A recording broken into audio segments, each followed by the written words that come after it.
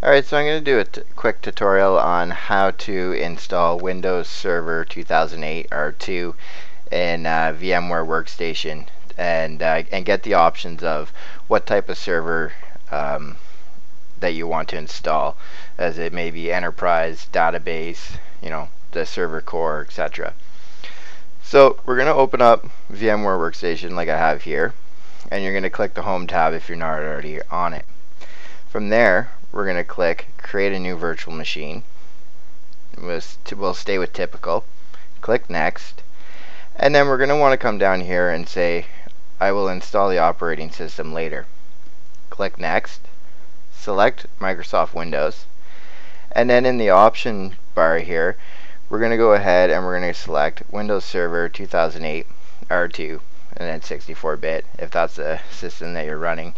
If you're choosing to install Windows Server 2012, obviously you'll select that option. We'll go ahead and we'll click Next. Then you can name it. So we can type in Windows Server and then click Next.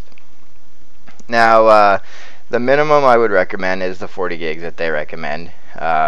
This way you can install more features. Active Directory, the IIS Windows Server for web pages and stuff like that. I personally like to store the virtual disk as a single file. I click Next. From here you can customize. You can remove or add sound depending if you want it. We can add another networking card kind of thing, a network adapter interface. We can have one set as NAT and then one bridged to my wireless card or anything else. So I'll go ahead and click Finish.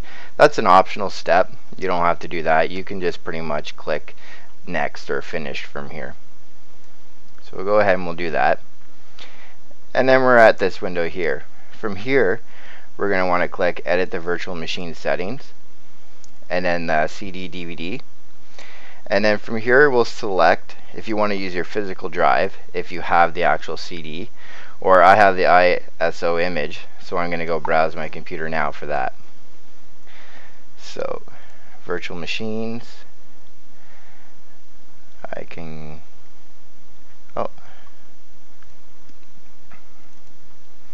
so Windows, and then I'm going to select the Windows Server, click on the ISO, click OK, and then we're going to power up the system.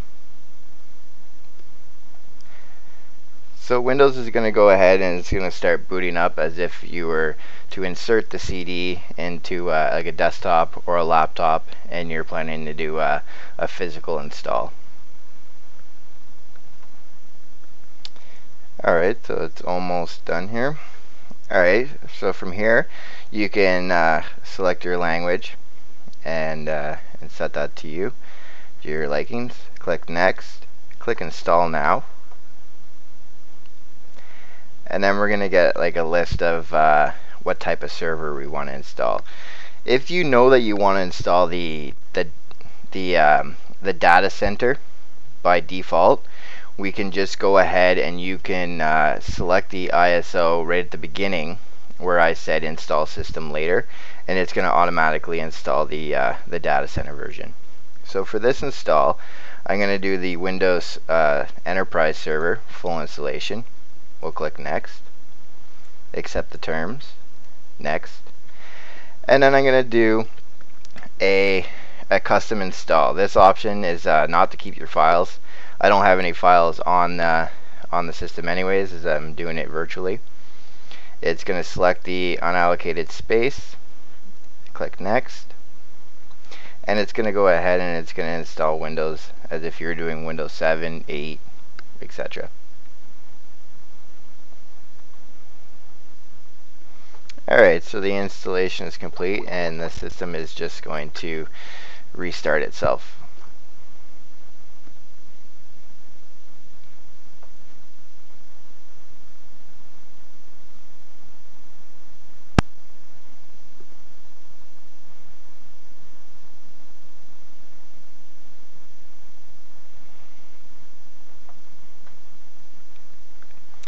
Alright, so once you reach this screen, we have to set a password to first log in. Windows Server is a little more picky than your Windows 7 or Windows 8 installation. I'm not 100% sure of what the what you have to put in for password, if it requires one uppercase and a number and a special character, but by default you should be using those in your passwords anyways, and I always do, so it's a good practice to get into. So we'll go ahead, we'll hit enter, it will change our password, we'll click OK, and it's going to log us in for the first time.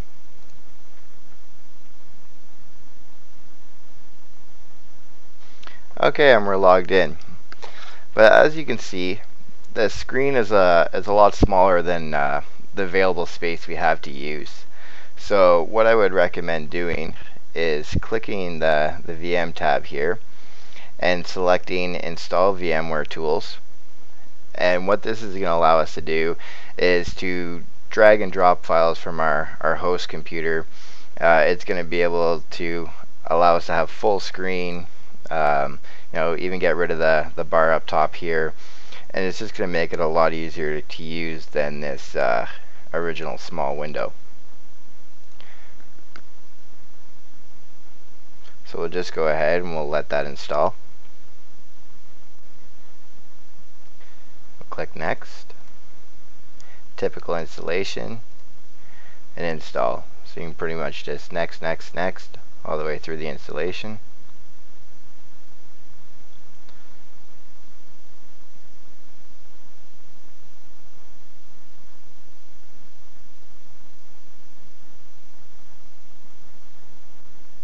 Okay, and we'll go ahead and we'll click finish.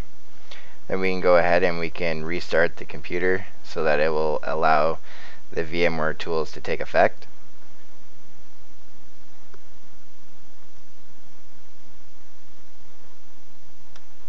Now, the second time around when you come in to log into your machine, oh, there you go. As you can see, the VMware tools took effect and we got a full screen.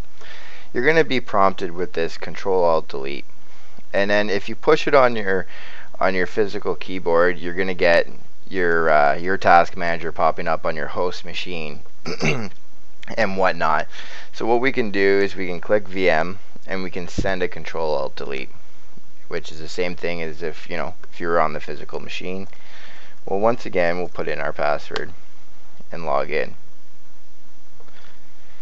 Now you're going to notice when you log in that you have a screen pop up. I don't know if you noticed the one in the background when I was installing VMware Tools. And then you have another window pop up as soon as you try to close that.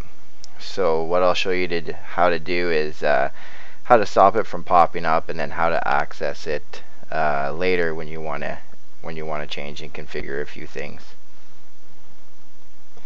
So I'll just let the machine load.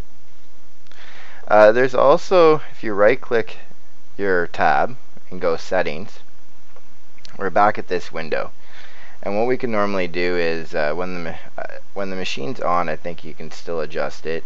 I normally give my VMs about 4 gigs, and then I take my processor and I give it 2 cores. I have a quad core i7 with 8 threads, so that's what I normally do. 2 cores and 4 gigs of memory. It'll help the system run a little smoother. It'll take effect. There's some things you'll have to power down the system to change. So you're prompted with this screen every single time.